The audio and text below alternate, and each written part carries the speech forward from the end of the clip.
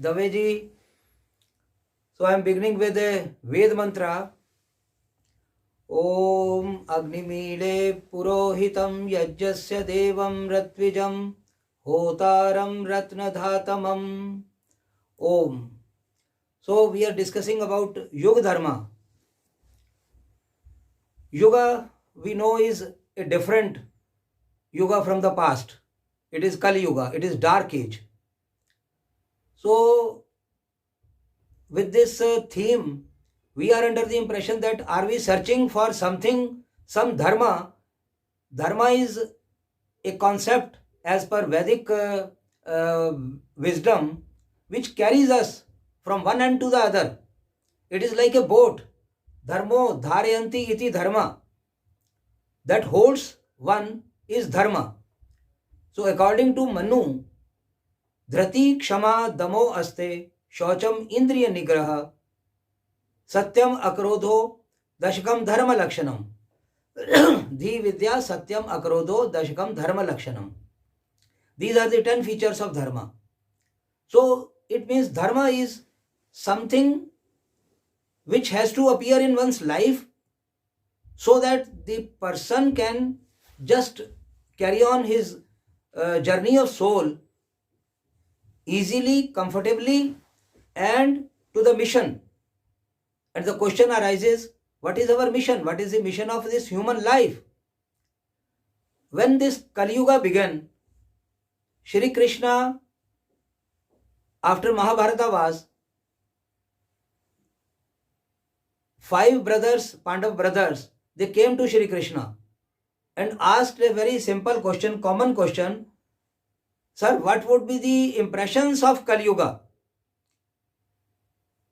Shri Krishna was a yogi, so he told them and he recommended them, go and sit in meditation with this question, and then whatever dreams or whatever feelings you have in mind, you come to me morning. Next day morning, all the Pandavas approached Shri Krishna and told him, we have meditated long hours with this question, what would be the impressions of Kali Yuga? The first one, Yudhishthira, reported, I saw an elephant with 2 trunks. Shri Krishna gave his verdict on this observation. Elephant with 2 trunks means the kings of Kali Yuga, the politicians, the rulers, they would be elephants with 2 trunks. They would be eating right as well as they would be eating wrong also. They are deriving all benefits from the society in the name of law, legible their rights, and they are deriving all corruption money also. Second one, Arjuna observed a huge bird having Ved mantras inscribed on his feathers, but he was eating flesh. What does it mean? Shri Krishna replied, the huge bird having Ved mantras, Bhattji has just pointed out, Guru is a necessary factor for human beings. As per our Vedic traditions, through Guru only, we can learn some basic wisdom mantras, basic Vedic values. But you must examine who is liable to be made Guru. So that Ved mantra, that bird having Ved mantras on his feathers, but eating flesh, that showed in Kali Yuga, the Gurus would be chanting Ved mantras, but they would be, in practice, they would be like flesh eaters. The third one reported his observation, I saw a cow licking her newborn calf so much that it caused wounds over the soft skin of the newly born calf. What does that mean?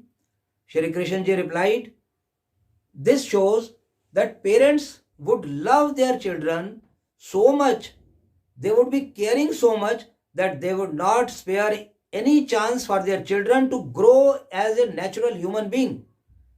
They would make them dependent. That is why when the child comes out of their jurisdiction, he grows in the young age, he discards them. This is the Kali Yuga. Then the fourth one reported his observations. I saw 7 wells together, 6 surrounding one common in between. Shri Krishna, the 6 wells were full of water, but the 7th well in between, central well, that was empty, that was dry. What does that mean? Because all the 7 wells are drawing water from the common land, from one land. How one can be dry and the other are full of water? Shri Krishna ji replied, this would be the state of brothers in Kali Yuga, that if one is a poor person, other 6 brothers are very rich, they would hardly do anything to feed that poor brother. Then the 5th one, lastly, he reported, I saw a stone rock falling from the huge mountain, and there were still stronger rocks on the way, very big trees on the way, but that small stone was not stopped. It stopped when there was a very small plant, very newborn plant was there. That huge rock stopped there. How it come that huge mountains are not able to stop that falling rock, but the small plant is able to stop that? What does that show? What is the strength of that small plant? Shri Krishna replied, in Kali Yuga, the small plant of Ishwar Bhakti would be able to stop this Natik Patan. This falling rock is showing the fall of character. No law is able to stop this fall of character. No richness is able to stop this character. Even rich people are committing crimes day in and day out. Politicians, so many big people, so many rich people, they are not deviating from criminal path. They are white collar crimes. But what can prevent you from committing crime is the small plant of Ishwar Bhakti, God worship in your heart, that can stop you from criminal activities. So this I derive, this is the core principle of Kali Yuga, that if we have Ishwar Bhakti, we can save our life. That is the supreme dharma. Patanjali Rishi says 5 yamas and 5 niyamas. Ahimsa satya aste brahmacharya aparigraha. And niyamas shauch santosh tap swadhyay ishwar pranidhan. But I consider this last one, Ishwar pranidhan, as the supreme value, because if we are devoted to God, if we have surrendered to God, if we are sacrificing all our belongings, we are ready to sacrifice for the sake of God, then at no cost we will never commit any falsity, we will never commit any violence, we will never deviate from the brahmacharya path, we will never deviate from aparigraha path, and we will never accumulate so much in our personal life that our brother is drying up, he is poor, he is unable to feed him, and we are enjoying. So this one feature of Ishwar Bhakti can just be a sufficient law, the supreme constitution of the land in this Kali Yuga. How about 1 year back, when I came from Tiruvannamalai last conference, I met Swami Atmanandji, and I was so much inspired. I promised him that we will carry this journey of Vedas, Veda knowledge. And then I started, because I was held up here in lockdown, otherwise I was planning to fix up my life there in Tiruvannamalai. But in lockdown period, I have the company of 6 commentaries of Vedas. Sainacharyaji's commentary, Swami Dayanand's Bhashya, Hindi, English, and Dr. Tulsi Ram of UK, he was a very great scholar of that time. And then Wilson, Griffith, and one Vedic scholar, Harisharan Siddhantalankarji. So in this way, 6-7 commentaries I purchased, and I started studying these Vedas. When I completed about 10-15, I thought of establishing it as a program. And now this program is spread over 20 countries in addition to this India. And in India, no state is untouched. And we are posting one Ved mantra every 2 days. And what is the focus of these Vedic wisdom? What is the core of the Vedic values that I am presenting before you? The first mantra of Rig Veda, first mandal says, Agni Mide Purohitam Yajjasya Devam Ratvijam. Yajjasya is the word here. So I am focusing on Yug Dharma. Yajja means sacrifice. Sacrifice, why? and the mission is God realization. When we have God realization as our focus, we never commit any crime, we never think of any crime. We can never think for a moment to spoil the heart of any one person. So God realization is our mission and sacrifice, yajna, is our path. This simple concept of God realization, mission and sacrificing as the yajna, as the life, can save us, and this is the dharma of yoga. So now next, there are so many mantras, and this program which we are carrying on with the participation of so many people around, all youngsters, all so many Christians, even one or two Muslims also are there who are studying Vedas with us. Everybody is appreciating Vedic wisdom, that it always focuses on sacrifice, sacrifice, sacrifice. Every 2-3 months, every 2-3 mantras, after every 2-3 mantras, there is reference of yajna. What is this yajna? Yajna is a culture. It is not just offering oblations to the sacred fire. That is a symbolic yajna which we are performing daily. But our life must be run on a culture which is a yajnik culture, which is a culture of sacrifice. So the next month says, Agni yam yajyam adhvaram vishwata paribhu asi. Once a man performs yajna in his life, that means he is able to sacrifice. The God pervades him from all sides and protects him. Vishwata paribhu asi sahit deveshu gacchati. He goes on the noble path. Then one mantra says, Pavakanah Saraswati Vaje bhi Vajini Yati. Saraswati is what? Saraswati, we always, whenever we talk of Saraswati, we refer to the education system with knowledge. The Saraswati is Saras, equally beneficial. Saras, equally Ras, Saman Ras. So Saraswati is that knowledge, that great knowledge, which is equally beneficial for everyone. It is not only beneficial for me.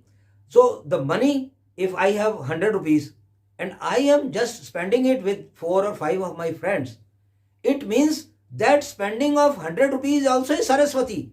Whatever belongings I have, whether it is material, mental or spiritual, that must be equally enjoyed by all. If I have knowledge, I cannot keep it to myself.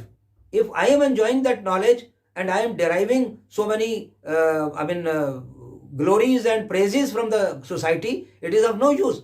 It must be that real knowledge which must benefit everyone around. So with that mission in mind, I have started this Veda program, and I am very, very delighted that this program is now spread over more than 20 countries within a span of just 7 months. I started in May, and now after 7 months, from South Africa, the whole group of huge group of people are joining this program. So this Vedas, I feel, focus on only one concept. The mission of life is God realization, and the path of that achievement, the path to achieve that target is sacrifice. So this, according to me, is Yuga Dharma. Now, just a small deviation, just to support this concept of sacrifice, I am referring to the concept of health. What is health? I am a Yogacharya, I am a health consultant also, but I have gone through the resolutions of UNO. In 1946, UNO was established, this WHO was established as a wing of UNO, and the WHO gave the definition of health. It is not merely absence of diseases or infirmity, but it is the complete well-being of a person, that is physical, mental and social. Now the WHO stopped at 3 dimensions. Physical means I do not have any physical illness. Mental, that my mind is balanced. And social means when I go outside, nobody teases me, nobody stops me, nobody creates any hurdle, no crime is committed against me, no discrimination is there. Like in the past, in the Middle Age, we have seen the discriminations in the society. In the name of women, the people were discriminating. In the name of Dalits, the people were discriminating. All such discriminations should not be there. So WHO stopped in 3 dimensions. Then thereafter, physical, mental and social.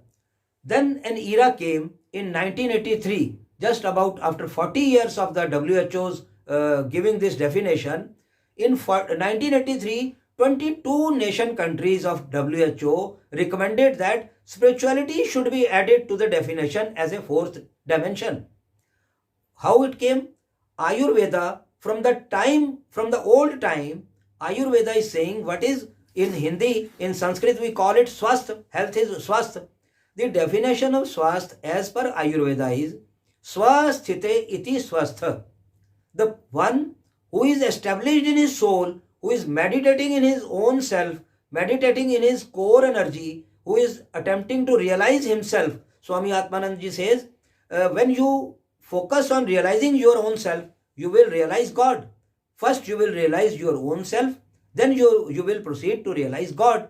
So when we meditate on our core power, we become so empowered that no physical ailment remains, no physical ailment disturbs us, no mental imbalance is there, and we damn care about the society. We are focusing on our own power. It means we are just proceeding towards God realization. But the WHO, unfortunately, for the last about more than 40 years of this recommendation of 21 countries resolution, WHO is not inclined to accept spirituality as the fourth dimension of health.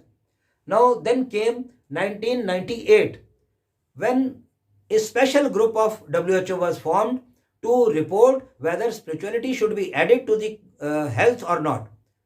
This special group established by WHO itself, this group also recommended that we must include spirituality, because spirituality is the basic concept of human being. A human being develops in the womb of, in the garb of his mother. When a child is developed, first of all spirit comes, then mind is developed, then slowly body is developed. So spirituality is the basis of our humanity, our human existence. Why not to focus on spirituality? What is harm? But after the special group's recommendation in 1998 also, another 13 years have passed, and WHO is not inclined to call its General Assembly to include spirituality as the fourth dimension of health. So if this spirituality is added, what would happen? I am telling you the difference. Now you look on the any government across the world, Indian government, it has about 44 or 45 ministries. One is devoted to the land, roads are constructed. The other is devoted to the water problem. The third one is devoted to the electricity. The fourth one is for railways. Then another is for aircraft. Then another is for taking care of the forests. Then another is for science. Then health ministry is there. Then education ministry is there. But all ministries are for the material development of the human beings. There is not even a single effort on the part of the government to spiritually develop its people. But Mother Earth, there is no country on this land which is devoting a single penny on the spiritual development of its people. What we are developing is only because of the Vedic wisdom that has taken birth on this land, Indian land, and that still today even we are spreading this Vedic wisdom to the whole globe. But where are the governments? Governments are spending uncountable monies. Many dollars and pounds and rupees are being spent all on material development, but not a single penny is being spent on spiritual development. No arrangement is made. Dr. Gopinath ji is arranging this webinar, and Bhattji is spending his time. We are devoting our small efforts. What the governments are doing? Can't the government have such an atmosphere in every country that people are inspired to move towards spirituality? Once the people are inspired to move towards spirituality, health problems will vanish.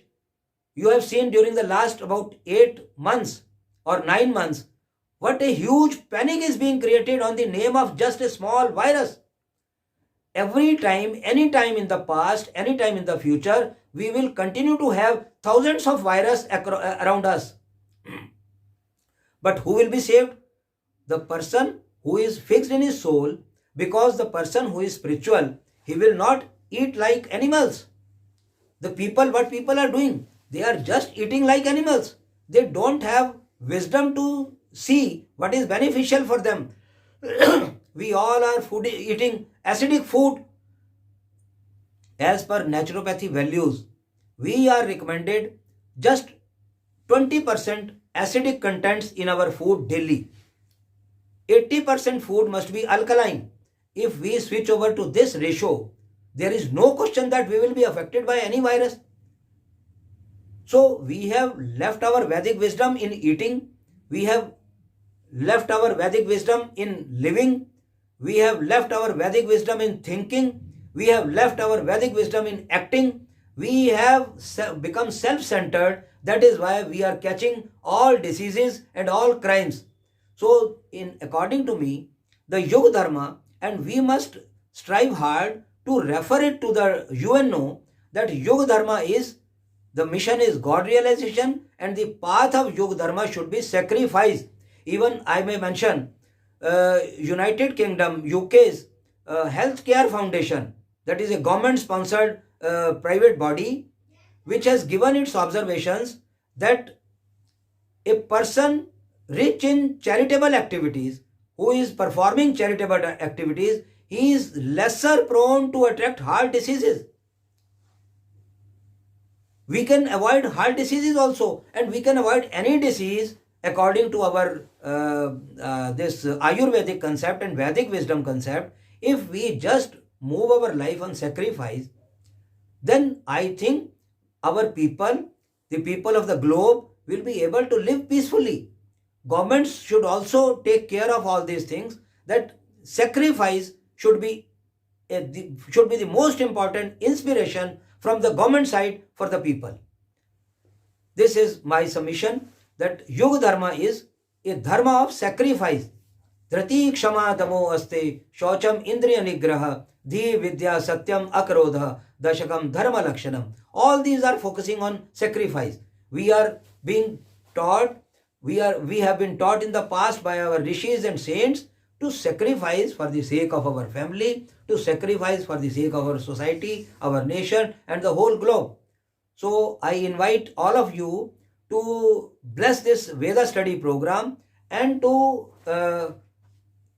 streamline the concept of this Yoga Dharma webinar into a small proposal referred to the UNO. Dr. Bhattji can easily help us. I am in Delhi, I can meet him, and we can draft a proposal of this webinar. So many good lectures. Right now, Sebastian Saab was also referring to the Kal. What is Kal? Kal is the Karamphal principle. Kal is regulated by our Karamphal principle. I commit one karma here, and the Kal carries it. And Kal carries it in its treasurer. And then revert back to me, that Kal comes to me again in the form of a phal. My karma comes back to me as a return gift. This we should understand. We are all under the control of Kal. Kal is the God itself. This Daveji has proved it from Atharveda. Kal Ishwar hai. So we must proceed with this proposal, that Yoga Dharma should be the guiding force for our governments also. Yoga Dharma should reach, this concept should reach UNO also, that kindly inspire all citizens of the globe for this Yoga Dharma concept. That is all my submissions. Thank you.